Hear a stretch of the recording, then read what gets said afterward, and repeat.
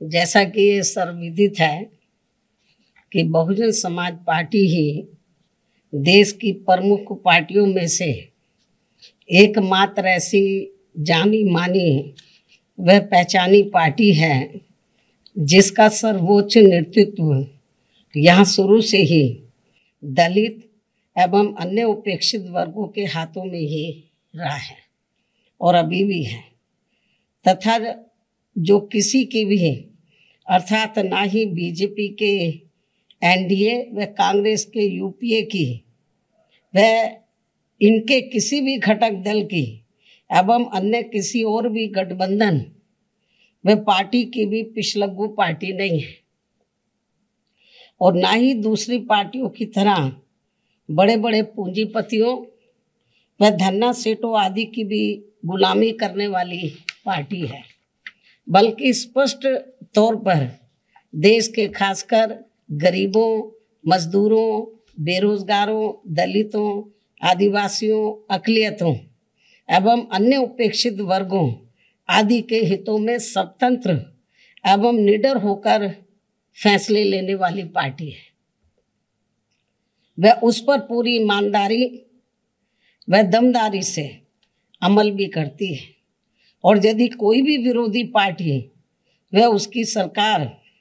इन वर्गों के हितों में उचित फैसला लेती है तो उसका हमारी पार्टी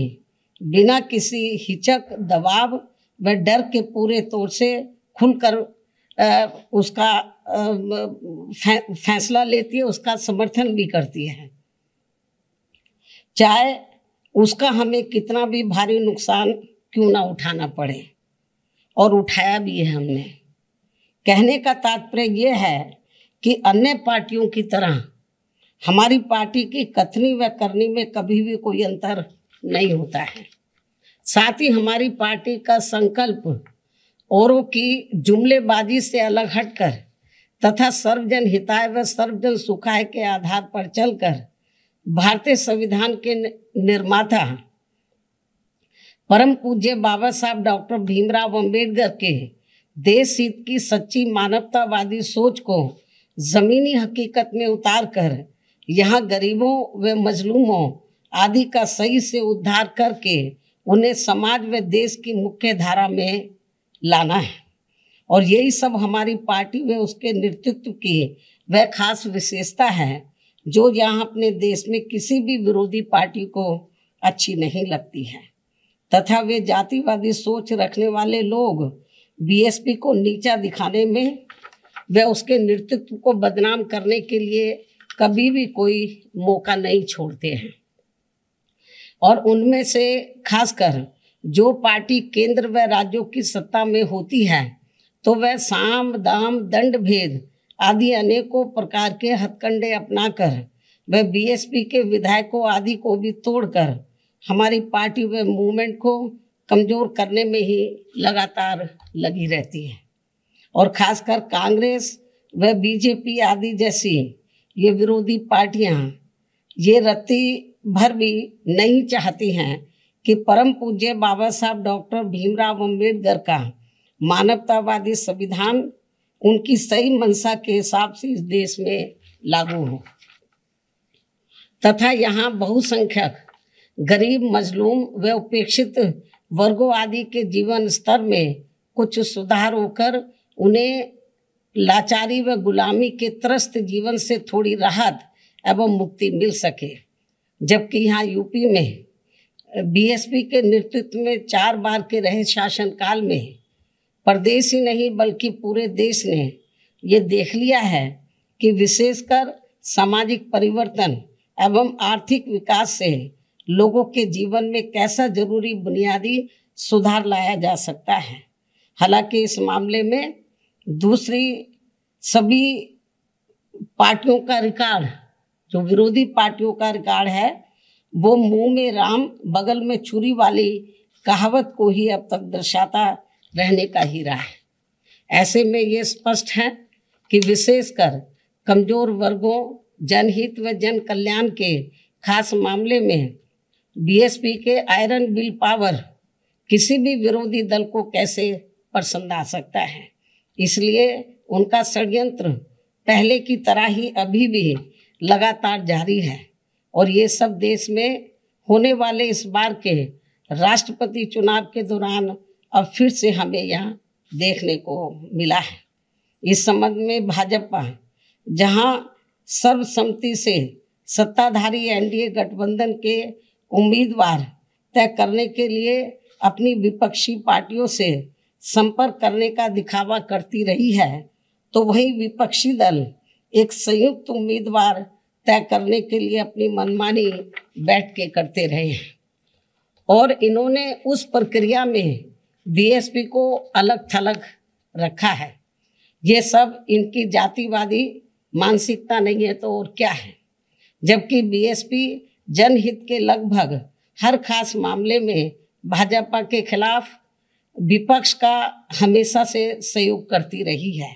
किंतु पहले बंगाल की मुख्यमंत्री द्वारा दिनांक 15 जून को विपक्षी पार्टियों की बैठक में एक तरफा व मनमाने तौर पर केवल चुनिंदा पार्टियों को ही बुलाना और फिर उसके बाद श्री शरद पवार द्वारा दिनांक 21 जून को इसी प्रकार की बैठक में बीएसपी को नहीं बुलाना आदि इनके ये जातिवादी इरादों को स्पष्ट करता है। ऐसे में राष्ट्रपति व उपराष्ट्रपति चुनाव हेतु विपक्षी एकता का प्रयास गंभीर न होकर लोगों को इसका केवल एक दिखावा ही ज़्यादा लगता है, जिसका अंजाम भी सभी को मालूम है। जबकि इन्हीं विपक्षी पार्टियों ने बीएसपी को भाजपा की बी टीम का झूठा प्रचार खूब फैलाकर व माहौल बनाकर खासकर यूपी के इस बार के विधानसभा के हुए आम चुनाव में हमारी पार्टी को काफ़ी नुकसान किया है। बल्कि इन्होंने एक विशेष समुदाय को बीएसपी के खिलाफ व सपा के पक्ष में इतना ज़्यादा गुमराह किया कि सपा तो हारी ही हारी, अंत में भाजपा यहाँ दोबारा से सत्ता में आ गई। लेकिन इस आत्मघाती रवैये के बाद भी विपक्षी पार्टियों का बीएसपी विरोधी जातिवादी रवैया अभी भी बरकरार है, जिसके बाद निश्चय ही बीएसपी अब किसी भी मामले में अपना निर्णय लेने के लिए पूरी तरह से स्वतंत्र व आज़ाद है, जो बीएसपी के प्रति विपक्ष की जारी जातिवादी नीति की ही करनी धरनी का ही परिणाम है। और ऐसे संकीर्ण जातिवादी तत्वों को ना तो पहले परम पूज्य बाबा साहब डॉक्टर भीमराव अंबेडकर व उनका मानवतावादी मूवमेंट गवारा हो रहा था और ना ही अब इन्हें बीएसपी को फलना फूलना हजम हो पा रहा है, क्योंकि बाबा साहब डॉक्टर भीमराव अंबेडकर के जबरदस्त जीवन संघर्षों से जो कुछ देश के गरीबों, मजदूरों, बेरोजगारों, दलितों, शोषितों, पीड़ितों आदि को संवैधानिक व कानूनी तौर पर मिला वह ऐतिहासिक व अनमोल था। और फिर इसके बाद उनकी अनुयायी पार्टी बीएसपी के माध्यम से इन उपेक्षित समाज के करोड़ों लोगों को उनके जो संवैधानिक व कानूनी अधिकार जमीनी स्तर पर खासकर यूपी में मिल पाया है, वे बेमिसाल है, जो इन सभी बीएसपी विरोधी पार्टियों को कैसे हजम होने वाला है। इसलिए अलग अलग पार्टी होते हुए भी बीएसपी के विरोध के मामले में भी ये सभी पार्टियां अंदर अंदर एक हो जाती हैं और हमें नुकसान पहुंचाती हैं। लेकिन बीएसपी ये सब कड़वा सच जानकर व समझकर यहाँ गरीबों, शोषितों व उपेक्षित वर्गों आदि के हित में परम पूज्य बाबा साहब डॉक्टर भीमराव अंबेडकर की तरह ही पत्थर काट कर अपना रास्ता खुद बनाने के लिए लगातार संघर्ष करती रहती है। और इन वर्गों का हित एवं आत्मसम्मान व स्वाभिमान बीएसपी के लिए सर्वोपरि है, जिसके लिए हमारी पार्टी कभी भी किसी से कोई समझौता कतई नहीं करती है